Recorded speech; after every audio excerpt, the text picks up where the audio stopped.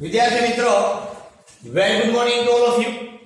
Chapter number 5 પૃષ્ઠ રસાયણ શાસ્ત્રની અંદર હતું પૃષ્ઠ રસાયણ વિજ્ઞાન. Sorry for that. જૂના સિલેબસ ની અંદર આને ચેપ્ટર નું નામ છે એને પૃષ્ઠ રસાયણ શાસ્ત્ર એવું આવતું નામ.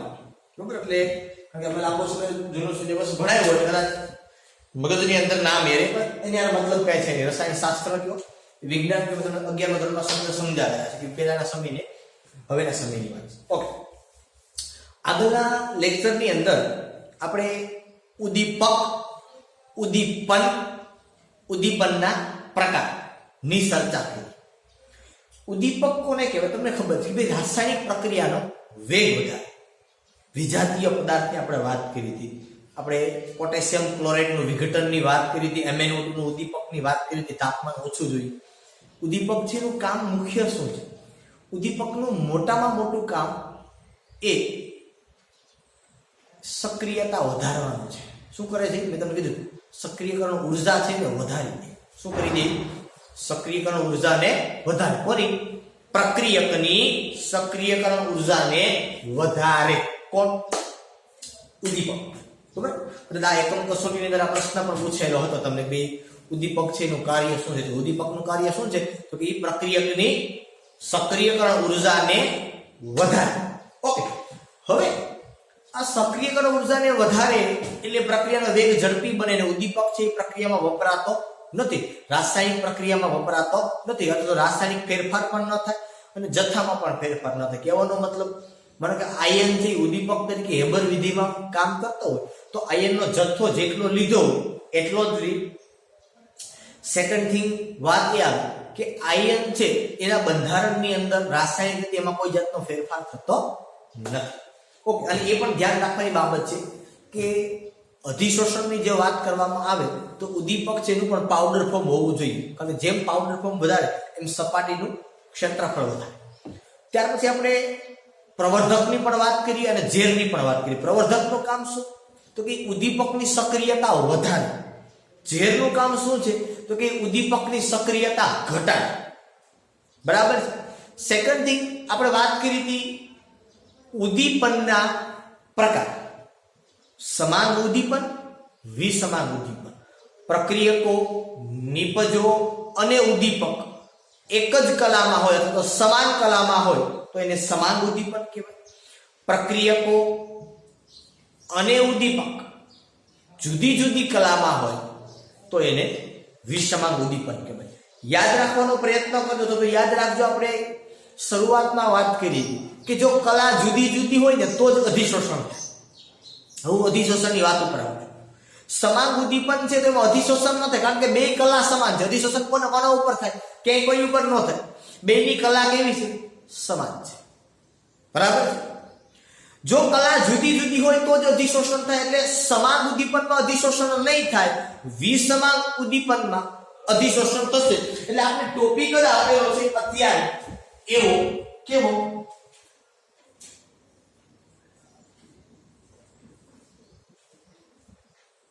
વિષમાન ઉદ્દીપનનો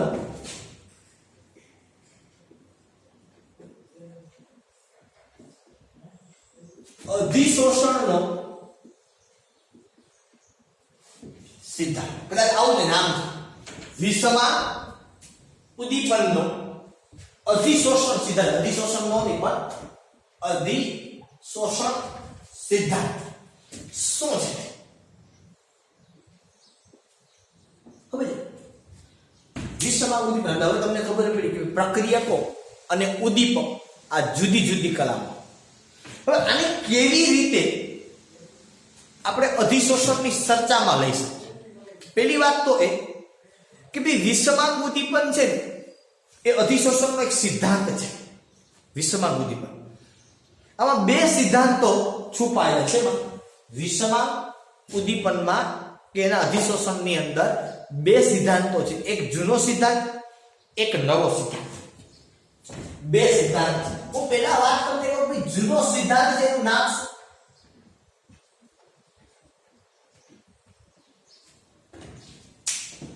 જૂનો જે સિદ્ધાંત છે એનું નામ લગભગ મારા ખ્યાલથી ટોપિકના નામ જેવું જ છે. જૂનો જો સિદ્ધાંત આપને આપવામાં આવેલો છે એ જૂનો જે સિદ્ધાંત છે એ બીજું કઈ નથી. જૂના સિદ્ધાંતને ઉદ્દીપનના અધિશોષણનો સિદ્ધાંત એવું કીધું છે. શું નામ આપ્યું છે જૂના સિદ્ધાંત?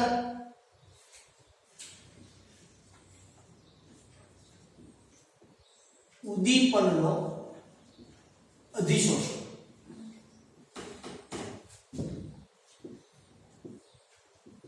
સિદ્ધાંત. શું નામ આપ્યું જૂના સિદ્ધાંતને? ઉદ્દીપનનો અધિશોષણ સિદ્ધાંત. નવો જે સિદ્ધાંત છે આધુનિક સિદ્ધાંત જેને કહેવાય, નવો સિદ્ધાંત એટલે એને શું નામ આપ્યું? આધુનિક સિદ્ધાંત. મતલબ નવો આધુનિક સિદ્ધાંત છે એને એવું કીધું મધ્યવર્તી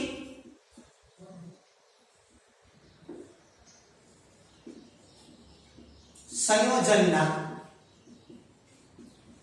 નિર્માણનો સિદ્ધાંત.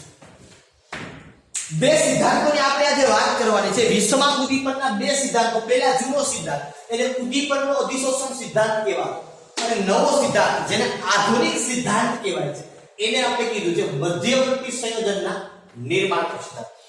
આનો મતલબ એમ કે મધ્યવર્તી સંયોજન પણ એનું નિર્માણ થાય અને એ સિદ્ધાંત. આપણે પહેલા એ જોઈએ કે ભાઈ આ બે સિદ્ધાંત છે એની અંદર ફેર શું છે. આ બંને જે સિદ્ધાંતો છે આપણી પાસે,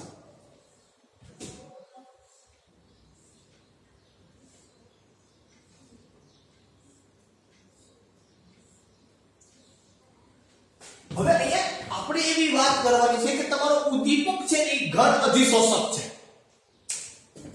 બરોબર? હકીકતે આ તમારો ઉદ્દીપક છે, પણ એ હકીકતે ઘન અધિશોષકનું કામ કરશે, કારણ કે અધિશોષણ કરવું છે એટલે એમાં કોને રાખવાનું છે આપણે? ઘન અધિશોષક. ઉદ્દીપક તમારો છે અને જે પ્રક્રિયકો છે તમારા આ છે હકીકતે શું છે એટલે આને કહેવાય અધિશોષિત. આ બંને પણ આપણે જો વાત કરીએ આ અધિશોષિત છે, બરોબર, એને જો તમે જનરલી જો તો આ તમારા પ્રક્રિયકો છે. પ્રક્રિયક અને ઉદ્દીપક આ રાસાયણિક પ્રક્રિયા છે. અધિશોષક અને અધિશોષિત. આ વાયુ ભાઈ અધિશોષિત છે. એ અધિશોષણની બાબતમાં વાત કરું છું. હવે અહીંયા તમને ખબર છે કે ઘન ઉદ્દીપક હોય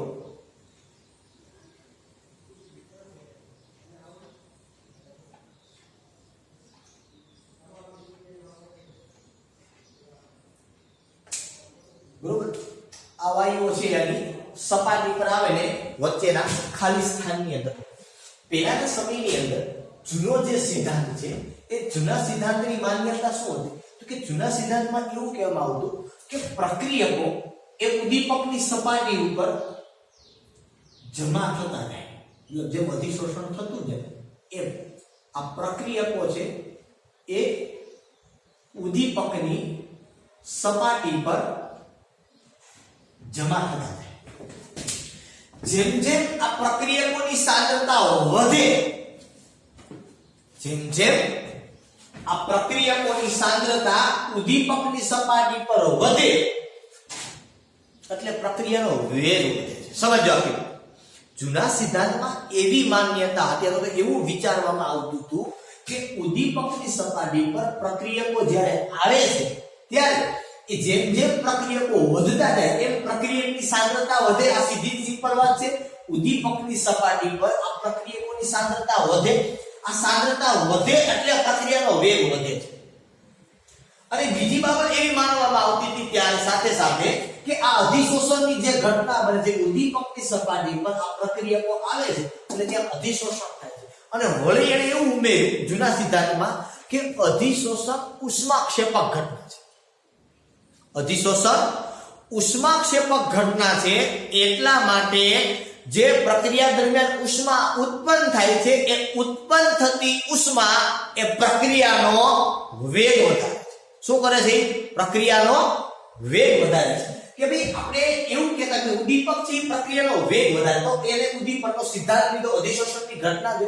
જૂના સિદ્ધાંતની અંદર એવું કહેવામાં આવ્યું, ફરી પાછું કહું છું કે ઉદ્દીપકની સપાટી પર જ્યારે પ્રક્રિયકો આવે છે ત્યારે જેમ જેમ પ્રક્રિયકો આવે એમ એમ ઉદ્દીપકની સપાટી પર પ્રક્રિયકની સાંદ્રતા વધતી જાય, જેના કારણે પ્રક્રિયાનો વેગ વધે છે. નંબર 2, બીજું એને સાથે સાથે એવું ઉમેર્યું કે અધિશોષણ ઉષ્માક્ષેપક ઘટના હોવાને કારણે ઉત્પન્ન થતી ઉષ્મા એ પ્રક્રિયાનો વેગ વધારવામાં મદદ કરે. આ જૂનો સિદ્ધાંત. શું કહેવામાં આવ્યું? જૂના સિદ્ધાંત પ્રમાણે એવી વાત કરવામાં આવી આપણે કે ભાઈ ઉદ્દીપકની સપાટી પર પ્રક્રિયકની સાંદ્રતા વધવાના કારણે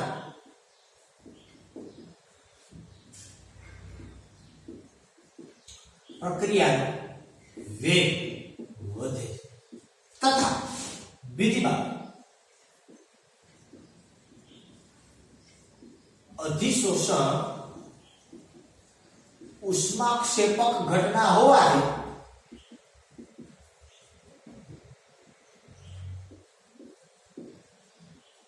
ઉત્પન્ન થતી ઉષ્મા પ્રક્રિયાનો વેગ વધારવામાં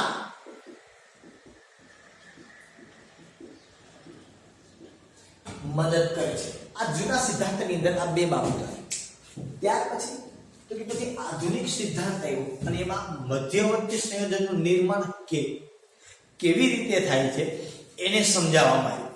એની અંદર આધુનિક સિદ્ધાંતની અંદર 5 તબક્કાઓ આપવામાં આવેલા છે. મને પહેલા તબક્કાની હું વાત કરું. આ પહેલા તબક્કાની અંદર આપણે એવું કીધું કે આ સ્ટેપ બાય સ્ટેપ શું થાય. તો કે પહેલું ઉદ્દીપકની સપાટી પર પ્રક્રિયક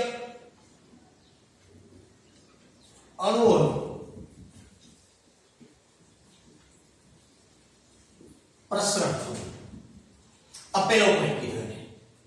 શું કીધી પહેલી બાબત? કે હવે સમજો આધુનિક બાબત કે છે કે ઉદ્દીપકની સપાટી પર પ્રક્રિયકના અણુઓ છે એનું ઉદ્દીપકની સપાટી પર પ્રસરણ થવું, મતલબ કે આવું. નંબર 2, હવે આવે એટલે શું થાય? તો કે ઉદ્દીપકની સપાટી પર આ પ્રક્રિયકના અણુઓનું શું થાય? તો કે અધિશોષણ થાય, મતલબ અહીં વચ્ચે ગોઠવાય ન થાય, અધિશોષણ થાય. બીજી બાબત પ્રક્રિયક અણુઓનું ઉદ્દીપકની સપાટી પર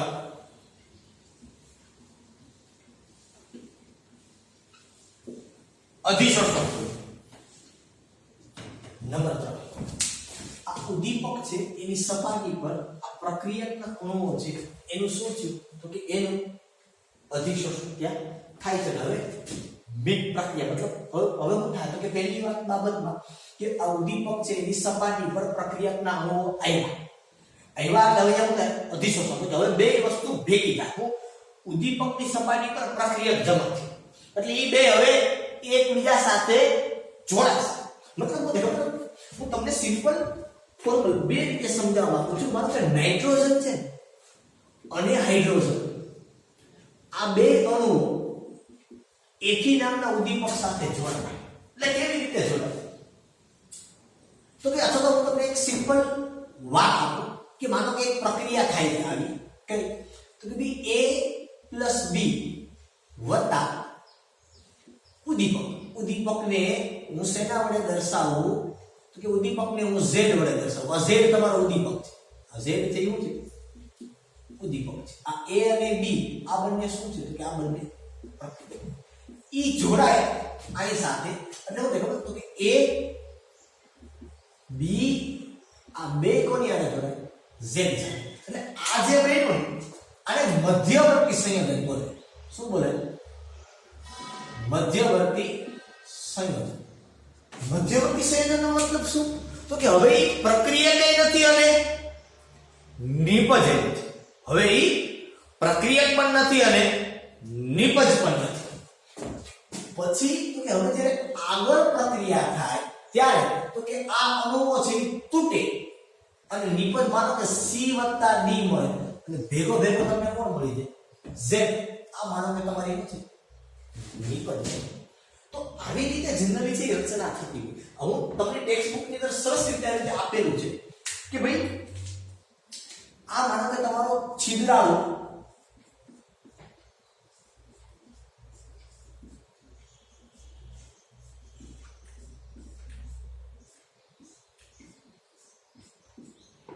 બરાબર આ તમારો છિદ્રાળુ ઉદ્દીપક છે આ ઉદ્દીપકની સાથે આ કોણ છે આપણો ઉદ્દીપક આ ઉદ્દીપકની સાથે હું જોડવાનો છું A + B આ A + B છે એ કોણ છે તો કે પ્રક્રિયકો આ બે જ્યારે જોડાય ત્યારે શું થાય સમજો તો કે આ બે જ્યારે જોડાય હું અહીંયા 3 રાખું તો પણ ચાલે અહીંયા A જોડાવાનું માનો કે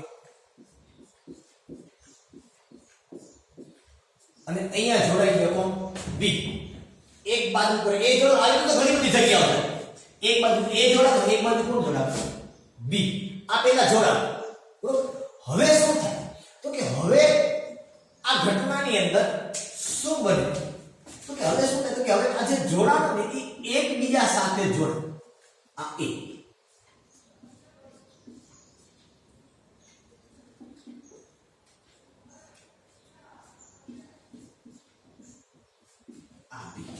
આ A અને B ઈ એકબીજા સાથે જોડાય એટલે આ જે બન્યું ને આને શું કહેવાય તો કે આને કહેવાય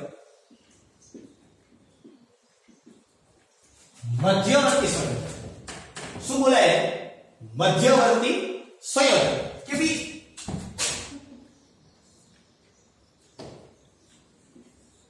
આમાં જે વસ્તુ બી બરોબર એટલે આપણે બીજી બાબત કીધી શું તો કે ઉદ્દીપકની સપાટી ઉપર આવ્યા આ પેલો પોઈન્ટ થયો કે ઉદ્દીપકની સપાટી પર પ્રક્રિયા ચાલુ હોય A અને B આવ્યા હવે શું થયું તો કે એની ઉપર એનું અધિશોષણ થયું બરોબર હવે અધિશોષણ થાય એટલે શું થાય કે મધ્યવર્તી સંયોજનનું નિર્માણ થાય ક્યાં થાય ઉદ્દીપકની સપાટી આપણે લખ્યું કે ઉદ્દીપકની સપાટી પર મધ્યવર્તી સંયોજન નિર્માણ થયું શું થવાનું છે જનરલી ઉદ્દીપકની સપાટી પર બરોબર મધ્યવર્તી સંયોજનનું નિર્માણ થયું અથવા તો મધ્યવર્તી સંયોજનનું નિર્માણ થાય એટલે રાસાયણિક પ્રક્રિયા આગળ વધે અથવા તો રાસાયણિક પ્રક્રિયા થાય કે ભાઈ આ તો એવું કે ઉદ્દીપકની સપાટી પર રાસાયણિક પ્રક્રિયા થવાને કારણે મધ્યવર્તી સંયોજનનું નિર્માણ થયું બરાબર અહીંયા હું એડ કરું હોય તો એડ કરી દેવાનું ઉદ્દીપકની સપાટી પર રાસાયણિક પ્રક્રિયા થવાથી મધ્યવર્તી સંયોજનનું નિર્માણ બરાબર અહીંયા મધ્યવર્તી સંયોજન જોડાણ એકબીજા સાથે તો કે હા હવે ઈ જોડાણ હતા હવે શું થાય કે હવે નિપજ બને નિપજ કેમ બને તો કે અહીંયા જે જોડાણ હતા માનો કે આ તમને કીધું છે આ A છે અને આ B છે હવે સમજ માનો કે હું એમ કહું આ A છે તમારો અને અહીંયા B છે આ A છે આ B છે હવે તો પાસે ગોઠવો એટલે બે વચ્ચે રાસાયણિક પ્રક્રિયા થાય આ રાસાયણિક અધિશોષણ થી પાસે ગોઠવો એટલે રાસાયણિક પ્રક્રિયા થાય હવે રાસાયણિક પ્રક્રિયા થઈ કોની વચ્ચે તો કે A અને B વચ્ચે પ્રક્રિયા થઈ એટલે લિંક કોઈ આને જોડાણા તો કે ઉદ્દીપક આને જોડાયેલા છે એટલે મધ્યવર્તી સંયોજન હવે શું થાય તો કે આ A અને B જોડાય શું બને તો કે કાંઈ નિપજ બને આ નિપજ અહીંથી છૂટી પડશે હવે અહીંથી અણુનું છૂટું પડવું એને શું કહેવાય તો કે અહીંથી અણુઓનું છૂમંતર થવું એને શું કહેવાય તો કે એને કહેવાય અવશોષણ શું કહેવાય એને અવશોષણ. હવે અહીંથી માનો કે A અને B જે બે જોડાઈ ગયા, રાસાયણિક પ્રક્રિયા થઈ કોની સપાટી પર? ઉદ્દીપકની સપાટી પર. આ પ્રક્રિયા થઈ અહીંથી આ બે અવશોષણ થયું, બહાર નીકળ. હવે પછી નવા પ્રક્રિયાનો અણુ આવવા માટે શું થાય? જગ્યા પડે. પ્રક્રિયા તો કન્ટિન્યુઅસ ચાલુ છે, કે બંધ નથી. બરોબર, નિપજ મળી જાય, પ્રક્રિયા આગળ વધતો જાય, નિપજ બનતી જાય, પ્રક્રિયા આગળ વધતી જાય. એટલે ઉદ્દીપકની સપાટી શું થાય? જગ્યા ખાલી થાય, મતલબ કે પ્રક્રિયકના અણુઓને પાછું આવવા માટે જગ્યા ખાલી થાય. ચોથો મુદ્દો જો આપણે લખવો હોય નંબર 4, તો શું લખાય? તો કે ઉદ્દીપક છે એ ઉદ્દીપકની સપાટી પર અથવા તો નિપજના અણુઓ બનશે. કોના કારણે? તો કે અવશોષણ થવાને કારણે. શું કહેવાય? કે ભાઈ ઉદ્દીપકની સપાટી પર ઉદ્દીપકની સપાટી પરથી અવશોષણના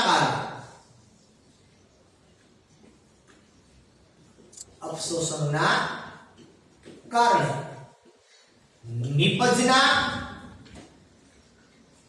અણુઓનું બનવું અને નવા પ્રક્રિયક માટે સ્થાન ખાલી. કે અહીંથી ઉદ્દીપકની સપાટી ઉપર નિપજનું નિર્માણ થાય, કે નિપજના અણુ બને. કોના કારણે? અવશોષણના કારણે નિપજના અણુઓ બને. એના કારણે નવા પ્રક્રિયક માટે ઉદ્દીપકની સપાટી પર સ્થાન ખાલી થાય. હવે તો કે અહીંયા મધ્યવર્તી સંયોજન બન્યું, તો કે હા હવે શું થાય? તો હવે એ તૂટે એટલે હવે છેલ્લો ભાગ રહ્યો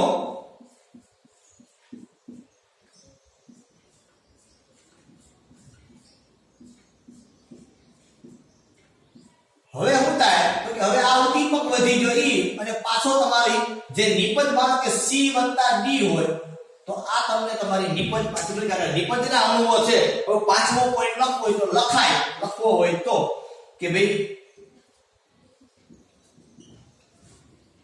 ઉદ્દીપકની સપાટી પરથી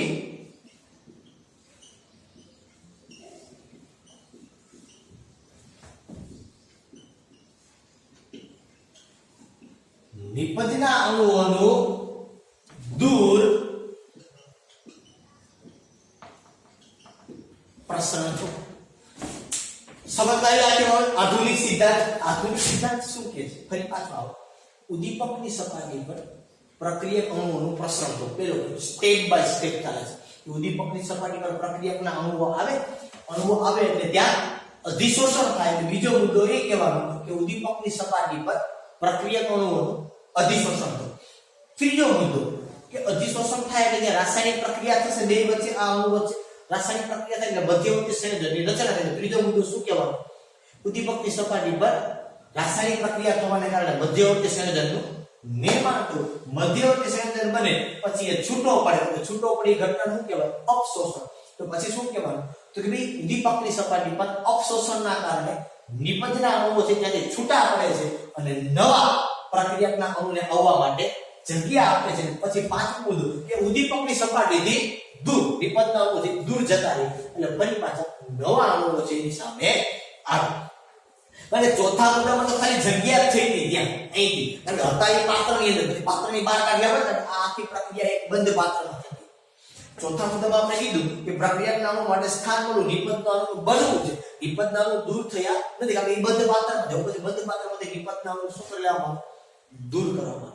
તમને ખબર છે એ પ્રમાણે, તો ફરી પાછો હું કહી દઉં છું કે ઉદ્દીપકની અથવા તો ઘન પદાર્થના જથ્થા કરતા એની સપાટી પર અણુઓ છે ત્યાં અધિશોષણ વધારે થાય, કારણ કે સપાટી પર સક્રિયતા, ઉદ્દીપકની સક્રિયતા સપાટી પર વધુ હોય. તમે સમજો, તમે એની પાસે અહીંયા અવશેષી બળ ઓછું હોય તો પરિણામી બળ શૂન્ય અહીંયા ન થાય. આ બાબતની મેં તમને વાત કરેલી હતી. તમને યાદ હશે કે અંદરનો કોણ છે એ ફરતી બાજુથી અંદરનો કોણ છે ફરતી બાજુથી આકર્ષણ બળ મેળવે એટલે એનું પરિણામી બળ શૂન્ય થઈ જાય. જ્યારે સપાટી ઉપર રહેલો કોઈ કણ છે, એ સપાટી પર રહેલો કણ છે એ બધી બાજુથી આકર્ષણ બળ છે, ઉપરની બાજુથી આકર્ષણ બળ છે મેળવી શકવાનો નથી. એટલા માટે તેના સંપર્કમાં આવતા જે પ્રવાહી કે વાયુના અણુ છે પોતાના તરફ આકર્ષણ. જ્યારે પ્રક્રિયકના અણુઓ છે જ્યારે બાજુમાં આવે ને ત્યારે એની વચ્ચે રાસાયણિક પ્રક્રિયા થાય. સપોઝ તમે હેબર વિધિની વાત કરતા હો તો નાઇટ્રોજન માનો આ નાઇટ્રોજન હોય અને માનો કે આ હાઇડ્રોજન હોય તો આ બે વચ્ચે પ્રક્રિયા થાય પછી એમોનિયા બને ત્યાં રાસાયણિક પ્રક્રિયા થાય. એટલે એ એમોનિયા બને એ એમોનિયાનું અવશોષણ થાય અને પછી સપાટી પર આવે. એટલે ઉદ્દીપક છે એમનો એમ રહે છે. ઉદ્દીપકની અંદર કોઈ ફેરફાર થતો નથી. પણ હજી પણ આ અધિશોષણનો જે દૃશ્યમાન ઉદ્દીપકનો સિદ્ધાંત છે ને એની હજી મર્યાદા છે. શું મર્યાદા છે તો કે પ્રવર્ધક અને ઝેર આ બે વિશે આમાં માહિતી આપવામાં આવેલી નથી કે આ ઉદ્દીપક છે એની સક્રિયતા કેમ બને. તમે મોલિક્યુલરને ભેગો લીધો હેબર વિધિમાં તો ઉદ્દીપકની સક્રિયતા કેમ વધે. જો ઉદ્દીપક તરીકે ઝેર હોય તો ઉદ્દીપકની સક્રિયતા કેમ ઘટે. આ બાબતને સમજાવવામાં આ સિદ્ધાંતમાં સમજાવવામાં આવેલી નથી. એટલે આ 5 મુદ્દા છે અને આ 5 મુદ્દામાં હું તમને રસપ્રદ બાબત દેખાડું કે 5 મુદ્દા તમને ટેક્સ્ટબુક ની અંદર પણ તમે જોઈ લેજો. આ 5 મુદ્દાની અંદર મેં કદાચ સીધું લખ્યું હોય આડા શબ્દો છે કે 5 મુદ્દાની અંદર ઉદ્દીપકની સપાટી શબ્દ આવે છે. આ તમારે ધ્યાન. આ 5 મુદ્દાની અંદર ઉદ્દીપકની સપાટી આવો શબ્દ આવે છે. એટલે આમાં છે નહીં સ્ટેપ બાય સ્ટેપ ચાલવાનું કે ભાઈ ઉદ્દીપકની સપાટી પ્રક્રિયાકણું આવું પ્રક્રિયાકણું આવે એટલે અધિશોષણ થાય. મધ્યવર્તી સંયોજનની રચના થાય. મધ્યવર્તી સંયોજન બને એટલે અવશોષણ થાય. અવશોષણ થાય એટલે નિપજ બને. નિપજ બને પછી એ નિપજ છે આખું જે બંધ પાત્ર હોય આ બંધ પાત્રમાં નિપજના અણુઓ છે દૂર. એટલા માટે કીધું 5મા મુદ્દામાં કે ઉદ્દીપકની સપાટી પરથી નિપજના અણુઓ દૂર કરશો. દૂર અહીં અવશોષણ થાય એટલે અહીં નથી કરવું. પાત્રની બહાર ન ગયા હોય નિપજ હોય. બરોબર. આ 4થા મુદ્દા. 5મા મુદ્દામાં પાત્રની બહાર જતા. ઓકે અહીં સુધી આપણે આજના માટે રાખી. ફરી પાછા આપણે આગળના લેક્ચરની અંદર મળશું.